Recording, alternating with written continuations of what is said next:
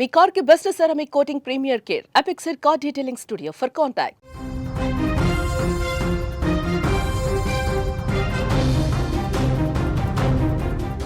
Elections అంటేనే గెలుపు ఓటములు సహజం. గెలిచినోడు సంబరాలు చేసుకుంటాడు, ఓడినోడు సైలెంట్ అయిపోతాడు. కానీ తెలంగాణ పల్లెల్లో సీన్ రివర్స్ అయింది. ఓటుకు నోటు అనే మాట పాతబడిపోయింది. ఇప్పుడు నడుస్తోంది నోటు వాపస్ ట్రెండ్. అవును, ఓడిపోయిన సర్పంచ్ అభ్యర్థులు ఇప్పుడు ఓటర్ల ఇళ్లపై దండయాత్ర చేస్తున్నారు. చేతిలో దేవుడి ఫోటో, జేబులో పురుగుల మందు డబ్బా పట్టుకొని నాకు ఓటేసావా లేదా, ఓటేయకపోతే నా డబ్బులు నాకు ఇచ్చేయి అంటూ పీకల మీద కూర్చుంటున్నారు. తెలంగాణ పంచాయతీ ఎన్నికల ముగింపు ఒక వింత ఆచారం రాష్ట్ర వ్యాప్తంగా వైరల్ అవుతోంది. ఆ సీన్ ఇప్పుడు మీరే చూడండి.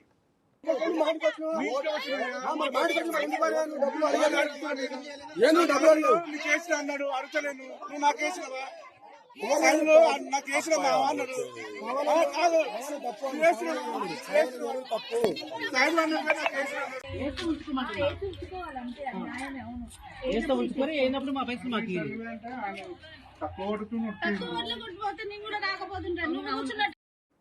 నిన్న మొన్నటి వరకు ఓటర్ల కాళ్ళు పట్టుకొని మొక్కి అభ్యర్థులు ఫలితాలు రాగానే కళ్ళెర్ర చేస్తున్నారు.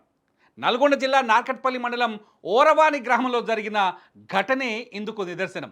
ఇక్కడ బీఆర్ఎస్ తరఫున సర్పంచ్ అభ్యర్థిగా పోటీ చేసిన కల్లూరి బాలరాజు ఎన్నికల్లో ఓడిపోయారు. అంతే, ఆయనలోని ఆవేదన ఆవేశంగా మారింది. తానెంత పంచానో, ఎవరెవరికి ఎంత ఇచ్చానో లెక్కలు తీశారు. తన అనుచరులను వెనకేసుకొని ఊరు మీద పడ్డారు. ఆ వీడియోని ఇప్పుడు మీరు సీన్లో చూస్తున్నారు. ఓడిపోయిన బాలరాజు మామూలుగా వెళ్ళలేదు. ఒక చేతిలో దేవుడి పటం, మరో చేతిలో పత్తి మందు డబ్బా పట్టుకొని ఇంటింటికి తిరుగుతున్నారు. ఓటర్ల గుమ్మం ముందు నిలబడి నాకు ఓటు వేసావా లేదా, వేస్తే ఈ దేవుడి మీద ప్రమాణం చేయి, వేయకపోతే నేను ఇచ్చిన డబ్బులు మర్యాదగా వాపస్ ఇవ్వు అంటూ డిమాండ్ చేస్తున్నారు. ఒకవేళ అబద్ధం చెప్తే నేను ఇక్కడే పురుగుల మంది తాగి చచ్చిపోతా అంటూ, లేదంటే మీరు నాశనం అయిపోతారంటూ ఎమోషనల్ బ్లాక్మెయిల్ చేస్తున్నారు. దీంతో గ్రామస్తులు అక్కడ బిత్తరపోతున్నారు.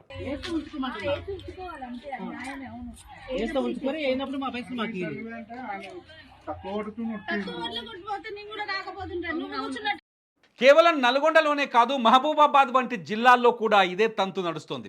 మహబూబాబాద్ జిల్లా సోమ్లా తండాలో కాంగ్రెస్ బలపరిచిన అభ్యర్థిగా భూక్యా కౌసల్య, కాంగ్రెస్ రెబల్ అభ్యర్థిగా ఇస్లావత్ సుజాత బాలాజీ పోటీపడ్డారు. ఎన్నికలకు ముందు రోజు ఓటర్లను ప్రసన్నం చేసుకునేందుకు అభ్యర్థులు ఓటుకు 1500 రూపాయల నగదు, ఇంటికి ఒక కోడి చొప్పున పంపిణీ చేశారు. అయితే ఫలితాల్లో కాంగ్రెస్ రెబల్ అభ్యర్థి సుజాత 17 ఓట్ల స్వల్ప మెజార్టీతో విజయం సాధించారు. దీంతో ఓడిపోయిన అభ్యర్థి కౌశల్య కుటుంబం సభ్యులు ఆగ్రహంతో ఊగిపోయారు. కౌశల్య భర్త ధల్ సింగ్, కుమారుడు సందీప్లు చేతిలో జెండా పట్టుకొని గ్రామంలో ఇంటింటికి తిరగటం మొదలుపెట్టారు.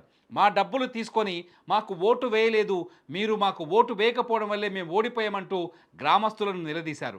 అంతటితో ఆగకుండా మాకు ఓటు వేసి ఉంటే కులదైవం జెండా పట్టుకొని ప్రమాణం చేయండి, ఒకవేళ ప్రమాణం చేయకపోతే మేమిచ్చిన డబ్బులు మాకు తిరిగి ఇచ్చేయండి అంటూ వసూళ్లకు దిగారు. జెండా పట్టించిండు, డబ్బులు వసూలు చేసిండు, ఇక పానం చేసి చెప్పించిండు జెండా పట్టి. ఎందుకు ఎందుకు డబ్బు ఓటు వేయలేదని అంటే ఓటు వేయాలంటే డబ్బులు అడుగుతున్నారు మళ్ళీ. అవును, డబ్బులు అడుగున్నారు, జెండా పట్టించిండు ఇంటికి వచ్చి. మీరు చేసిన ప్రమాణం చేసినా మరి? చేసినాం. చేసిలా? ఎందుకు ప్రమాణం చేసిన మరి? మరి ఓటు వేసినా అని చేసినాం. వేసిండు మీరు మరి కరెక్టా అట్లా చేయడం? కరెక్టేనా? పద్ధతి కరెక్టేనా? జెండా పట్టించిండు, జెండా పట్టినా. ఎవరు మేమే. ఎవరు పట్టించిండు? మా బిడ్డ అల్లుడు. నా పేరు బాణవ స్వరూప సార్.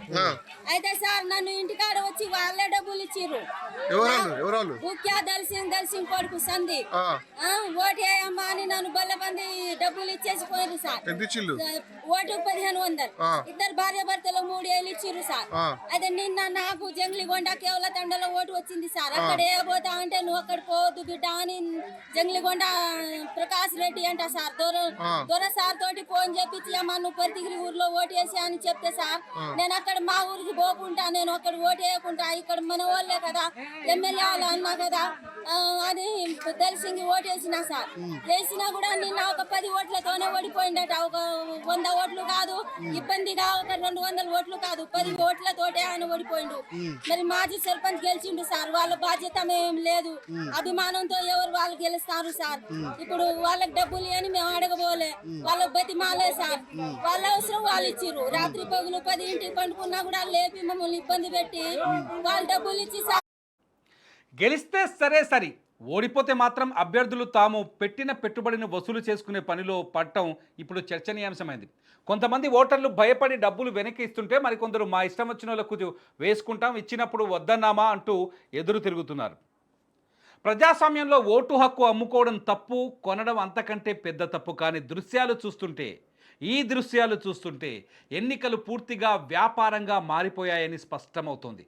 గెలుపు గుర్రం ఎక్కుదామని అప్పులు చేసి మరీ ఖర్చు పెట్టిన అభ్యర్థులు ఇప్పుడు ఆ అప్పులు తీర్చే మార్గం లేక ఇలా వసూల్ రాజా అవతారం ఎత్తుతున్నారు. మరి ఈ నోటు వాపస్ ఉద్యమం ఇంకెన్ని గ్రామాలకు పాకుతుందో చూడాలి. ఎందుకంటే సర్పంచ్ ఎన్నికలంటే డబ్బులు ఇస్తే ఓట్లు వేస్తారని నమ్ముకున్న వాళ్ళకి నిజంగా ప్రజలు హ్యాండ్ ఇస్తారనే విషయాన్ని వాళ్ళు గమనించలేకపోయారు.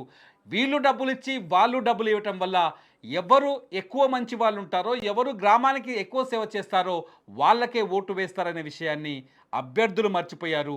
దిక్కుతోచని స్థితిలో అధికారం కోసం అడ్డదారులు తొక్కి ఇప్పుడు డబ్బులు వసూలు చేయడం నిజంగా దుర్మార్గం అనే చర్చ మాత్రం జరుగుతోంది.